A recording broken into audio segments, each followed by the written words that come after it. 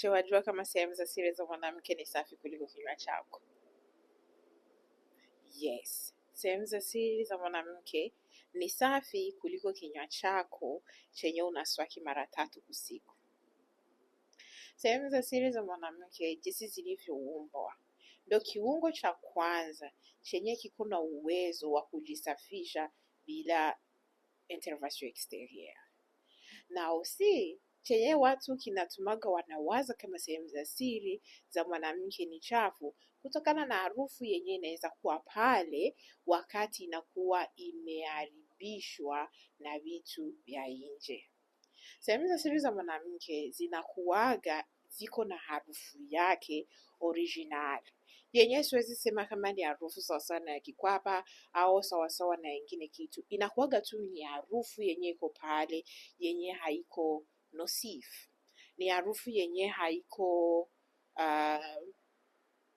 mbaya, lakini inaweza ikabadilika kuwa mbaya wakati patakuwa pako mikrobe yenye imeingia pale, ndio inasababisha panatoka harufu mbaya.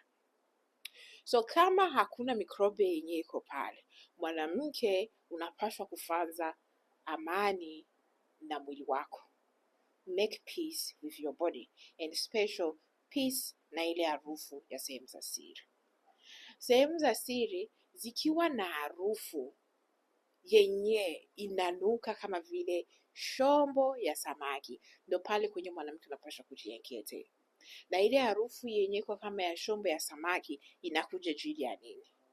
Ile harufu ya shombo kama vile ya samaki inakuja wakati mwanamke unakuwa labda uko na hygiene ndogo, uko na usafi mdogo, manyeru unayojisafisha inakuwa sio nzuri, na ndio maana inatuma unakuwa na harufu nyingine ukipita watu wanatizamana. Sehemu za siri za mwanamke iko na kitu wanaitwa bacteria flora zenye zinakuwa kama vile ni askari wa kuchunga njia za sehemu za siri za mwanamke kujames mikrobe inatokea nje kusudi ingie ndani. Na as well, sehemu za siri za mwanamke zinakuwaga ziko na kitu inaitwa acid, ni environment yenye kwa acid, na ile acidite na yenyewe inasaidiaga as well kujilinda, kuua ile mikrobe, inaua ile mikrobe yenye inaweza kuja kuatake sehemu za siri za mwanamke. So therefore, sehemu za mwanamke zinakuwa safi kuliko kinywa chako au kuliko macho au kuliko ngozi yako.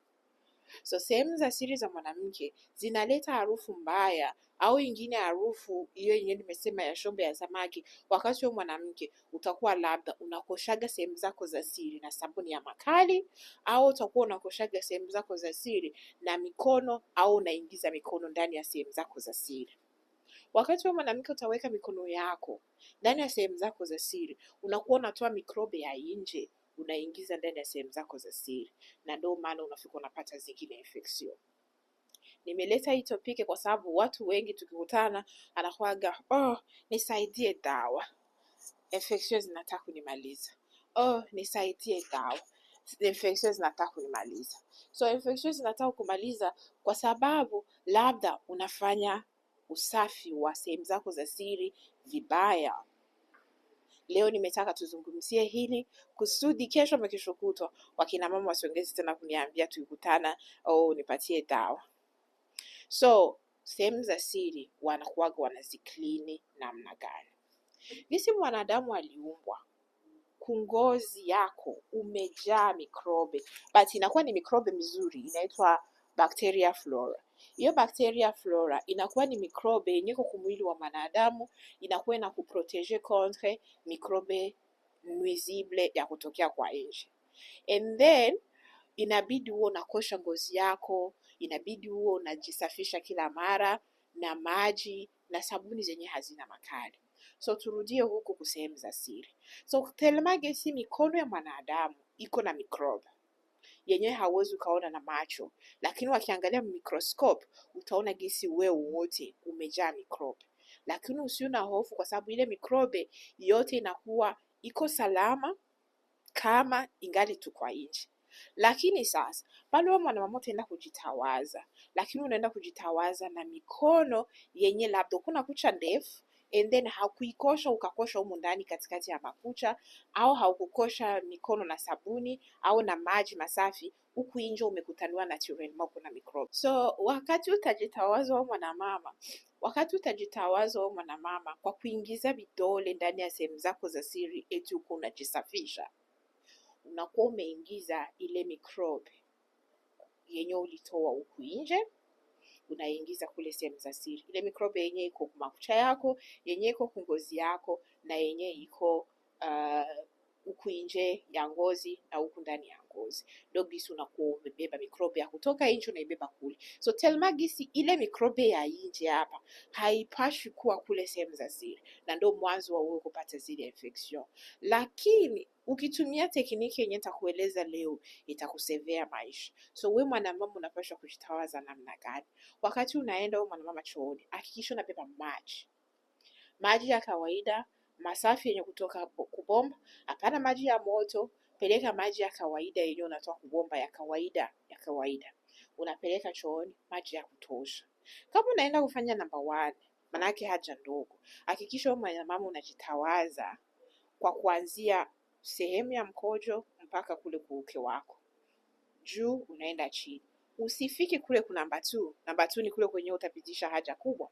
Usifiki kule kuna number 2. So jisafishe kwa kuanzia huku kwenye haja ndogo unaishia kule kuuke wako. And then ukimaliza, kama umefanya number 2, unaanzia tena kuperine. Hapana kule kuuke wako. Unaanzia kuperine unaenda nyuma. Yaani unaanzia mbele unashuka. Unarudi tena unaanzia mbele unashuka.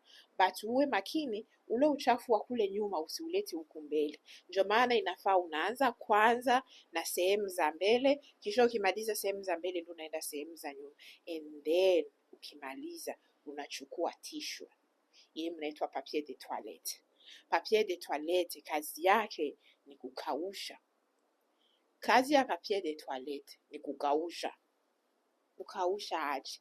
So umemaliza kujitawaza na maji, bila sabuni, bila gel au gel zile mnatumikishaga za kukogea, bila sabuni, umejitawaza, umemaliza, ubebe maji ya kutosha. Kamata sasa ile papier de toilette, umeikunja vizuri, ukaushe kwa kufanya hivi. Una pad. Ni kama vile mtu uko unajipaka, kama nisema unajipaka pudra, just like this. Unahakikisha umekausha. Hiyo ndio inakuwaga kazi ya papier de toilette. Mwanamke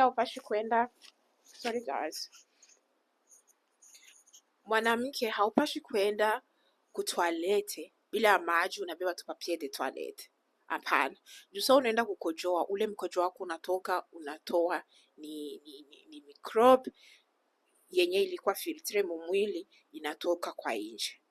Sasa wakati wote tumikisha tu papier de toilette, c'est-à-dire ile microbe yenyewe ilikuwa mikojo, unasikia kama ina stack pale kungozi ya sehemu zako za siri. And then unasikia kama unakuwa umejiexpose mwenyewe kwa chanzo cha infection. Au mwanamke hawezi ukaenda kwa toilet, unaenda tena kwa haja kubwa, unaenda kufanya number 2, unaenda unabeba tu papier de toilette, eti utajiclean mwanamke na papier de toilette. Haiwezekani. Inaomba uwe unabeba maji ukienda haja ndogo na haja kubwa. Dogisi mwanamke unapashwa kuclean sehemu zako za siri. Maji ni muhimu kwa ajili ya hygiene ya mwanamke, na sehemu za siri za mwanamke unapashwa kuzikeep dry. Unapashwa kuziacha zinakauka kila mara. Kwa kuwa kila mara zinapashwa kukauka ni aje? Maana ukimaliza kujitawaza unatumikisha papier de toilette kwa kukausha yale maji, excessive water. Yaani yale maji ya ziada yenye yalibakia, kama vile ulikoga unajipangusha na eswime. Tafanya part 2 ya kuendeleza ya wenye unapashwa kufanza na wenye haupashi kufanza, kama vile mwanamke juu ya kujilinda na infection.